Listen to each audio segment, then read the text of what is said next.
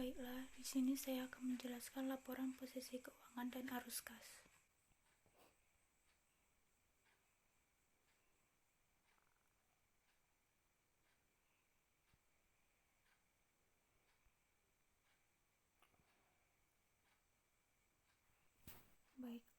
Baiklah, saya akan mulai menjelaskan tentang laporan posisi keuangan.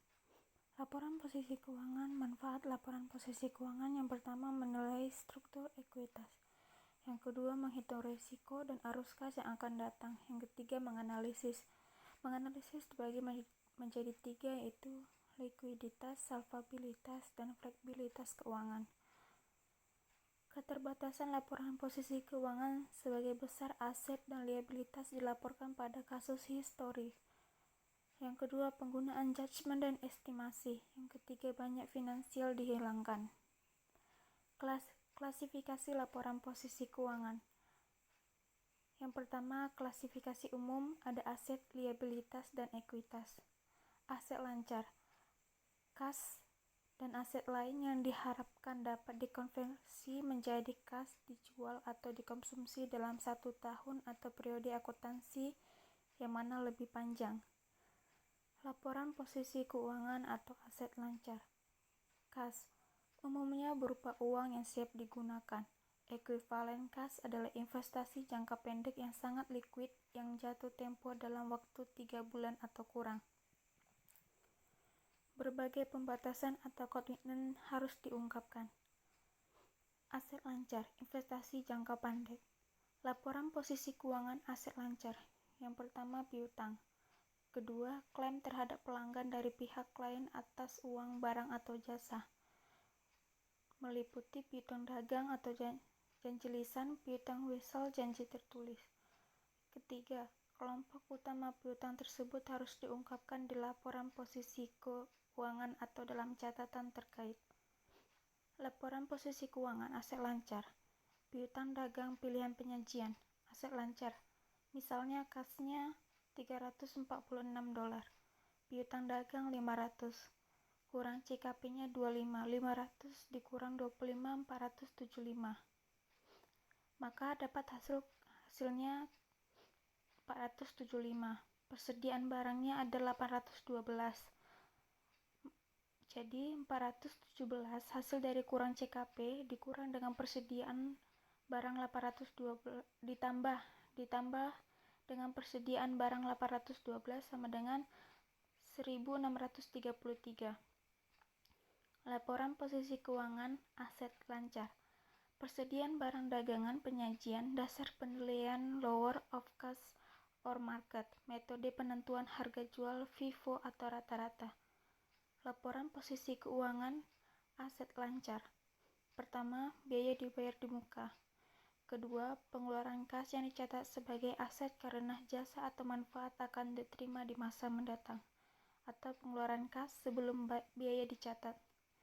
Tiga, pembayaran di muka sering terjadi untuk pertama, asuransi, supplies, advertensi, sewa, pemeliharaan, peralatan. Laporan posisi keuangan atau aset lancar. Investasi jangka panjang umumnya terdiri atas 4 kategori. Yang pertama, sekuritas, aset tetap, dana khusus, perusahaan afiliasi. Laporan posisi keuangan aset tidak lancar. Investasi jangka panjang. Aktiva lancar. Kasnya 285. Investasi obligasi PT ABC 321,657. Investasi PT UC, piutang wesel, tanah untuk spekulasi, dana simpanan 225, dana pensiun 653, dana asuransi 84, investasi perusahaan afiliasi 457. Total investasinya 2.696.592. Aktiva tetapnya gedung 1.375.778. Tanahnya 975.000.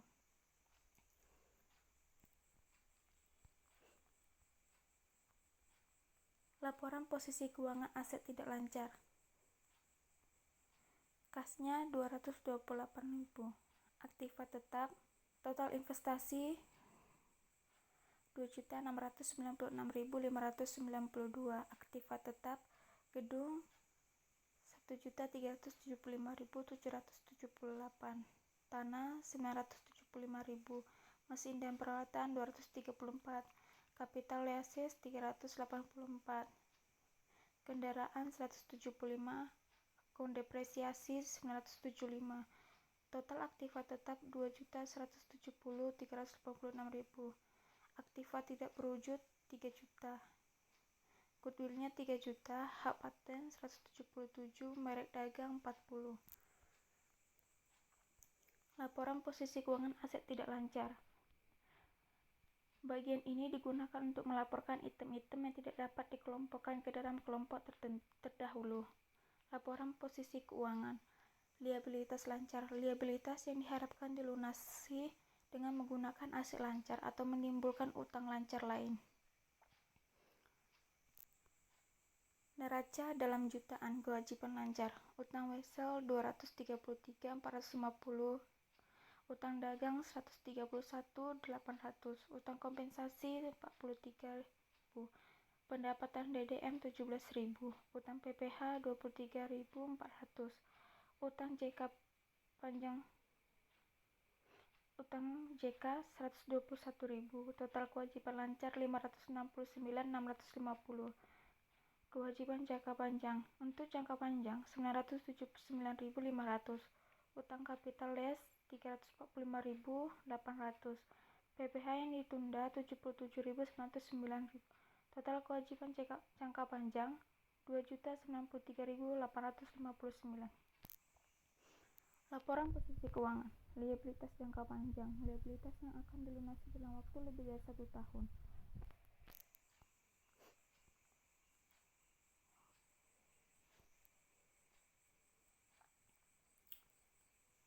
Neraca dalam jutaan. Kewajiban lancar. Utang wesel 233.450, utang dagang 131.800, utang kompensasi 43.000, pendapatan DDM 17.000, utang PPh 23.400, utang jangka panjang 121.000.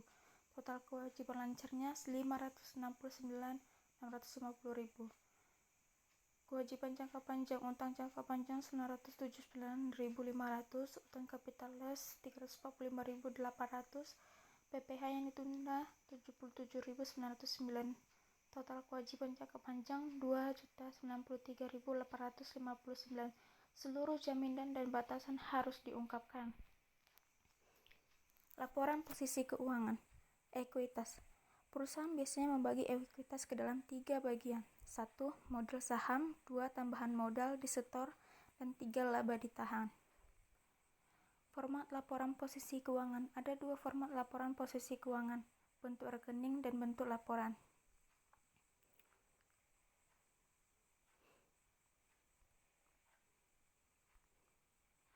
Pelaporan informasi tambahan. Ada 4 jenis informasi yang bersifat tambahan di laporan posisi keuangan. Yang pertama, kontingensi, kebijakan akuntansi, situasi kontaktual, nilai wajar.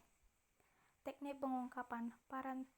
Parenthetical explanation, notes, cross reference and contra items, supporting schedule, dan terminologi.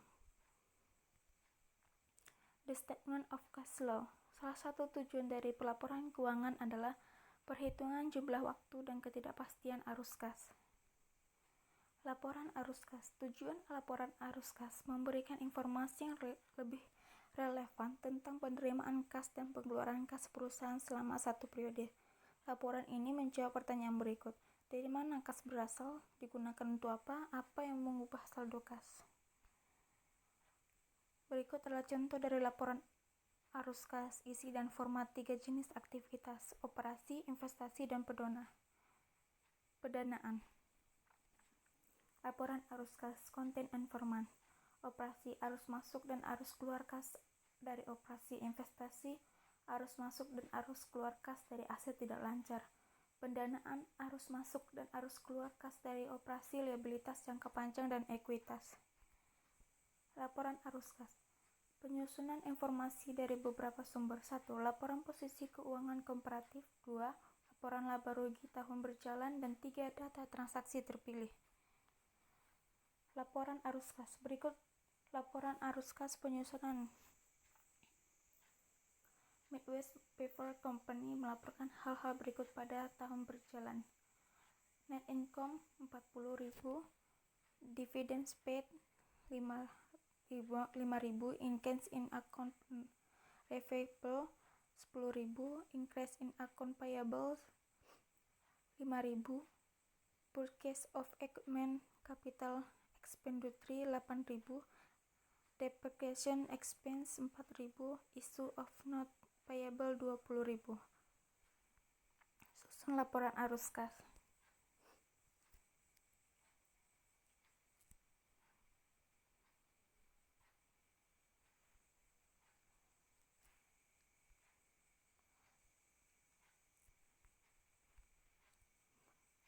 Ada dua metode penyusunan laporan arus kas. Yang pertama, indirect method, menurunkan arus kas dari laporan keuangan berbasis aktual.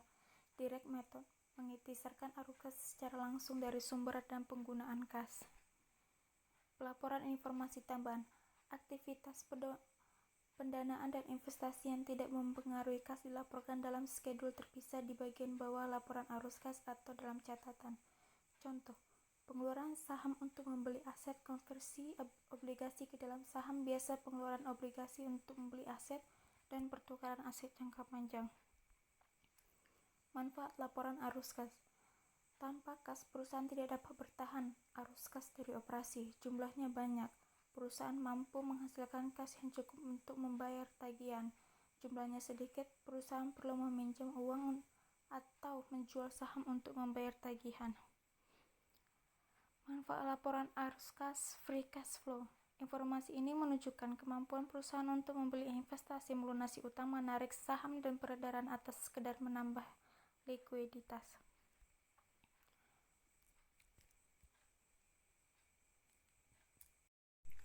Baik, sekian presentasi dari saya ucapkan terima kasih.